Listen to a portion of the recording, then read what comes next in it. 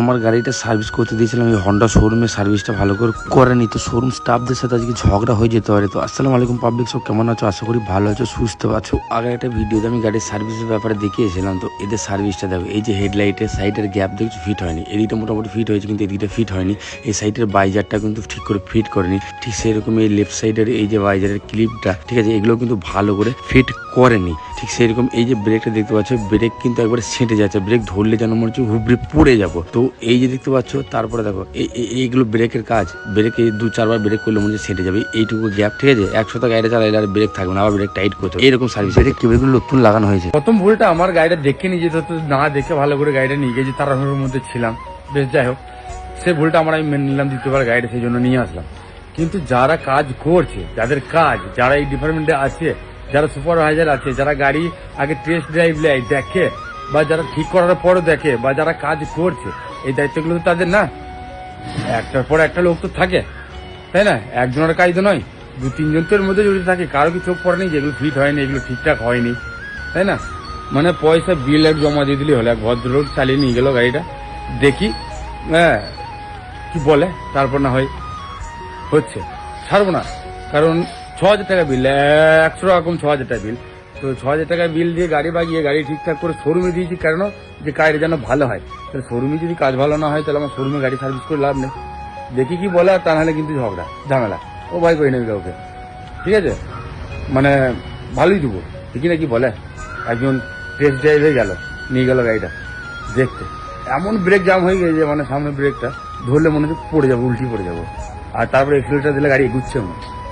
তো মেকানিকরা সব কাজে ব্যস্ত আছে, ব্যস্ত থাকার কারণে 1.5 ঘন্টা সময় নিল। এখন 3টে বাজে, 4:30 সময় আছে, গাড়িটা নিয়ে যেতে বললো। তখন নিয়ে যাবো, আর তখন দেখবো কি করেছে।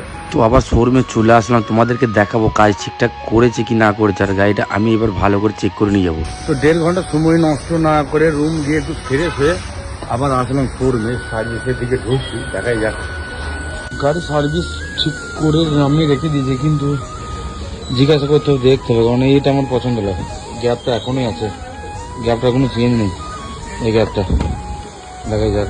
আসলে জিজ্ঞাসা করি, সত্যি কথা বলতে এদের সার্ভিস ভালো নয়। এর আগে অন্য শোরুমে 3বার সার্ভিস করেছি, ভালো সার্ভিস।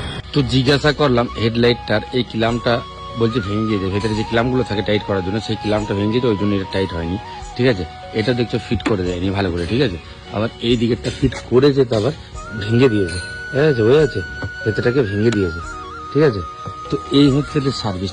মেন তর্ক ঝগড়া হয়ে গেল এই হেডলাইটটার কারণে, যে হেডলাইটটা ক্লাম ভাঙলো কি করে। নিশ্চয়ই তোমরা ভেঙেছো খোলা টাইমে, তা নাহলে ভাঙা তো কোনো চান্স নেই। আর এই ফিট হয়নি, ব্রেক কটাকে ঠিক টাইট করে দিয়েছে, ঠিক আছে। আর গাড়িটা কাজ করেছি বলতে ব্রেক কেবলগুলো পাল্টেছি, ব্রেক শু চেঞ্জ করেছি, এয়ার ফিল্টার চেঞ্জ করেছি, ঠিক আছে। এই কাজগুলোর জন্য কিন্তু 6,000 টাকা গাড়িটার খরচা নিয়েছে আর কি। তারপরে কিন্তু এইরকম কাজ, মেন ইঞ্জিনের কাজ কিছু করাইনি, তাই না? এই সামান্য কাজ করার জন্য কিন্তু এত খরচা। ইঞ্জিন অয়েলটা চেঞ্জ করিয়েছি, আর এর ভেতরে বেল্টটা চেঞ্জ করেছি। যেহেতু স্কুটিতে বেল্ট থাকে, গিয়ারওয়ালা গাড়িতে চেন থাকে, তো এর ভেতরে বেল্টটা চেঞ্জ করা হয়ে যাবে, বুঝতে পারছি।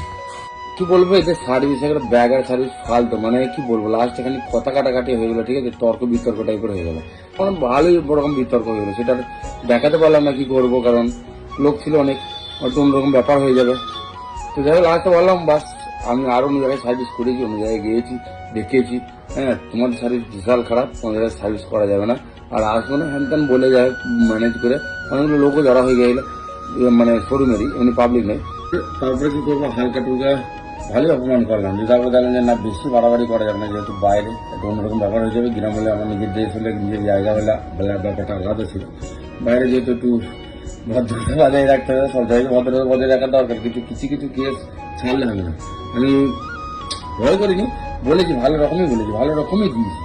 তবে কি বলবো, আর যদি বললাম না আমার বাস শেষ, আর আসবে সেরকম বলে এরকম। আর ওদের কিছু আছে না, কাস্টমার এলো একটা না গেলো, সেরকম ব্যাপার নেই। তারপরও মানে বলে আসলাম, কোনো রেসপন্স নেই তোমাদের।